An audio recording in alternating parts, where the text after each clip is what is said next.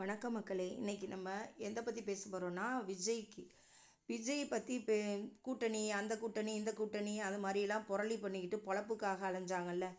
அப்போ தான் வியூஸ் விழுவும், அப்போ தான் மக்கள் பார்ப்பாங்க அப்படின்ட்டு அது மூலமாக வருமானத்துக்காக பொழப்புக்கு தேடிட்டு இருந்தாங்கல்ல. அது எல்லாத்துக்கும் நேற்று நோன்பு திறக்கும் போது விஜய் சரியான முற்றுப்புள்ளி வச்சிட்டாரு. அதை பற்றி தான் பேச போகிறோம். என்னன்னு கேட்டால், இந்த சேனலை பார்த்துட்ருக்கிறவங்க சப்ஸ்கிரைப் பண்ணிக்கோங்க.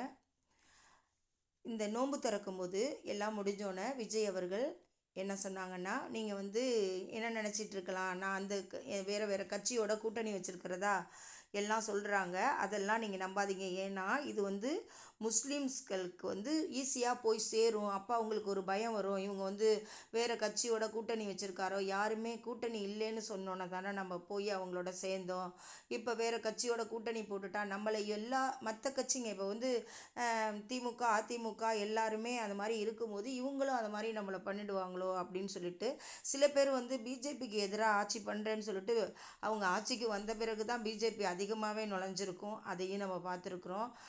வடக்குலேருந்து வரமாட்டாங்கம்பாங்க, அப்போ தான் வந்திருப்பாங்க. இதையெல்லாம் நம்பி ஏமாந்து போன மக்கள் விஜய்கிட்டையும் ஏமாந்துருவோமோ அப்படின்னு சொல்லிட்டு பயந்துக்கிட்டு இருக்கக்கூடாதுங்கிறதுக்காக தான் விஜய் அவர்கள், நான் எந்த கூட்டணியும் கிடையாது, நான் தனித்து நிற்க போகிறேன்.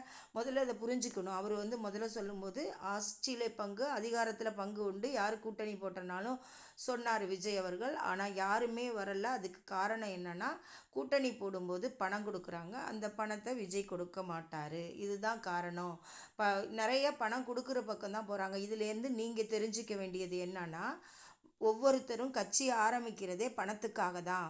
அதை நீங்கள் புரிஞ்சுக்கிட்டீங்கனாலே விஜய் எப்படிப்பட்டவர் அப்படின்ட்டு நீங்கள் ஓட்டு போட ஆரம்பிப்பீங்க.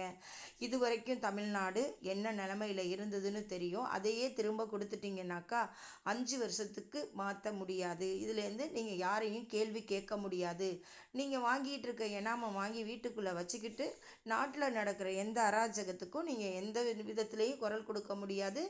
இன்றைக்கி பக்கத்து வீட்டில் நடக்குதுன்னு நீங்கள் நினச்சிக்கிட்டு அலட்சியமாக போகலாம். நாளைக்கு அவங்கவுங்க வீட்டிலேயே நடக்கும்போது யாருமே நம்மளுக்கு உதவிக்கு வரமாட்டாங்க. இப்போ நடந்துக்கிட்டு இருக்க ஏதாவது ஒரு விஷயத்துக்கு ஏதாவது ஒரு அமைச்சர்களோ யாரோ போய் அதிகார தோரணையில் நின்று இருக்காங்களா, இதுக்கு நாங்கள் சட்டப்பூர்வமாக நடவடிக்கை எடுப்போம், இதுக்கான முடிவு கொடுத்துருக்காங்களா, பயங்கரமாக இது நான் கண்டுபிடிச்சிட்டேன், இது நாங்கள் செய்யாத தவறு, இது மாதிரி ஏதாவது சொல்லியிருக்காங்களா? அந்த மாதிரிலாம் நடக்கலை. இது வரைக்கும் நடக்கலை. அதே ஆட்சியை நீங்கள் திரும்ப கொண்டுட்டு வந்தீங்கன்னா இதே ஒன்று அதிமுக இல்லை திமுக, இதே மாறி தான் வரும்.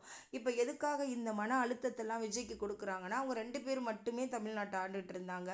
மூணாவதாக ஒரு கட்சி வரவும் எங்கே நல்லவங்க தெரிஞ்சு போயிடுமோ, ஏன்னா ஒருத்தர் மறைச்சி வாழ்ந்துட்டு இருக்கும்போது நல்லவங்க யார் கெட்டவங்க யாருன்னு தெரிஞ்சிருமோங்கிற ஒரே காரணத்துக்காக தான். இத்தனை நாளாக ரஜினிக்கே சொரணை இல்லைன்னு நினச்சிட்டு இருந்தோம். ஆதவ அர்ஜுனா சொன்னோன்னே எப்படி சொரணை வந்த மாதிரி துடிச்சார். எவ்வளவோ பேர் பேசின இடத்துல ரஜினிக்கு சொரணையே இல்லாமல் இருந்தார். இப்போ திடீர்னு சொரணை வந்துட்டு, அதனால நம்ம சரி சொரணை உள்ள மனுஷன்தான் அப்படின்னு நம்ம தெரிஞ்சுக்கிட்ட மாதிரி இப்போ அதே மாதிரி தான் எல்லாரும் புரிஞ்சுக்கங்க. ஒவ்வொருத்தரும் தன்னோட சுயநலம்தான். மக்களுக்காக நான் வரேன்னு வரும், ஆனால் வராதுன்னார்ல ரஜினி. அது மாதிரி ஒவ்வொருத்தரும் தன்னுடைய சுயநலத்துக்காக தான். இப்போ இது வரைக்கும் இருந்த கட்சியில் இருந்தவங்கலாம் நீங்கள் பார்த்துருப்பீங்க. யாருமே மக்களுக்காக எந்த இடத்துல குரல் கொடுத்தாங்கன்னு பாருங்கள். 14 கட்சி 18 கட்சி கூட்டணிலாம் சொல்கிறாங்க. அதில் எத்தனை கட்சி உங்களுக்கு தெரியும்னு பாருங்கள். எனக்கெல்லாம் நிறையா தெரியாது.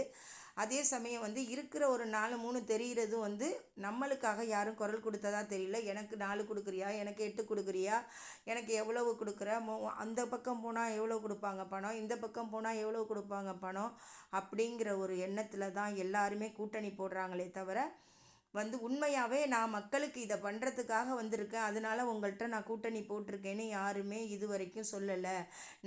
நம்மளுக்காக மக்களுக்காக நம்ம ஓட்டு போடுற நம்மளுக்காக யாருமே இது வரைக்கும் குரல் கொடுக்கலை.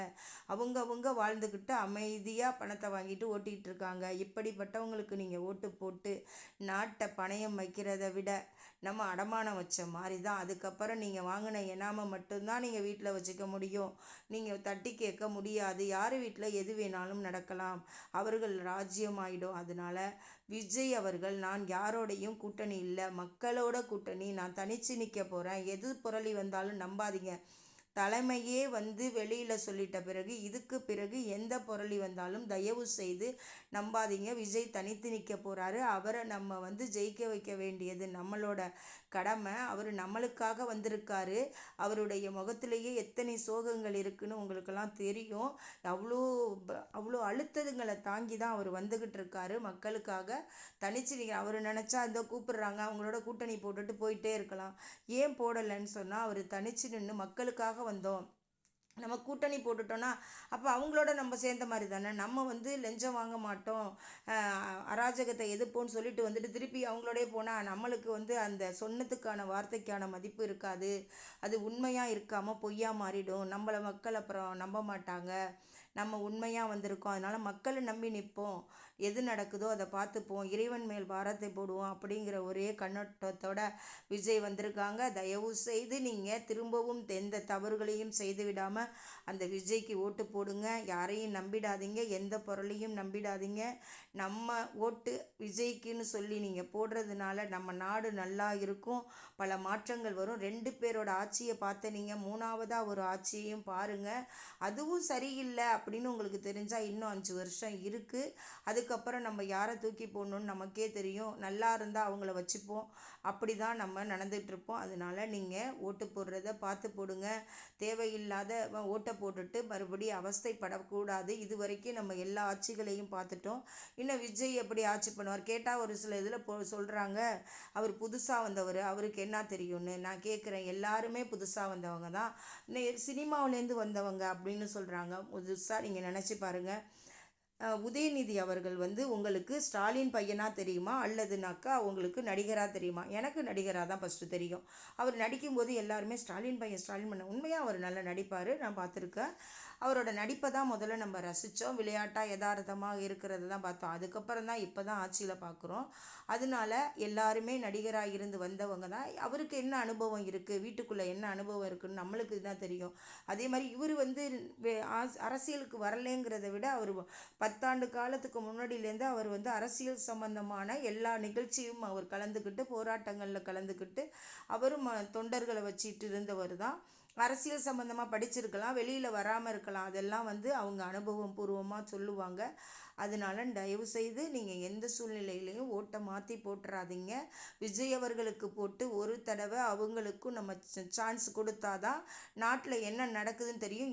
இன்னும் பல அவங்கவுங்க செஞ்சு மறைச்சி வச்சுருக்காங்கல்ல, மாறி மாறி கட்சிகள் வரும்போது மறைச்சி வச்சுருப்பாங்க. அதோட வெளிப்பாடெல்லாம் வெளியில் வரும். அதை மாதிரி விஷயங்கள்லாம் வெளியில் வரும்போது நம்ம பார்க்குற நம்மளுக்கே ஷாக்காக இருக்கும். யாரை நம்பணுமோ அவங்களா இப்படி அப்படிங்கிற மாதிரியெல்லாம் இருக்கும். அதெல்லாம் தெரியணும்னு நீங்கள் நினச்சிங்கன்னா விஜய் அவர்களுக்கு ஓட்டு போடுங்க. விஜய் கட்சியில் இருக்கிறதுனால இவங்க இதை பேசுகிறாங்க அப்படின்னு தயவுசெய்து நினச்சிடாதீங்க. நம்ம நாட்டு மேலே ஒருத்தரும் பற்றாக இருக்கணும். அந்த பற்று தான் நம்மளை இப்படி பேச வைக்கும். ஏன்னா எல்லாருக்கும் எல்லாமே சமமாக கிடைக்கணும்னு நம்ம நினைக்கிறோம். எந்த எனாமையும் எதிர்பார்க்கல. எல்லாருக்கும் எல்லாம் கிடைச்சா அவங்கவுங்க இருக்கிறத வச்சு வாழலாம். 2வது படிக்கிறவங்களுக்கு கரெக்டாக வேலை கிடைக்கணும், அவங்களோட திறமை வெளிக்காட்டணும். இதெல்லாம் நினச்சி தான் நம்ம பேசுகிறோம். அதனால் விஜய் அவர்கள் சொன்னது போல் யாரோடையும் கூட்டணி இல்லை, நான் மக்களோட கூட்டணி தான், எந்த பொருளையும் நம்ப வேணாம் அப்படின்னு சொல்லியிருக்காங்க. இனிமே வரும் இவங்களோட பேசிகிட்டு இருக்காங்க, இது மறைமுக கூட்டணி, இது இவங்களால இறக்கப்பட்டவங்க அப்படிலாம் சொன்னால் நம்பிடாதீங்க. இந்த சேனலுக்கு சப்ஸ்கிரைப் பண்ணுங்கள்.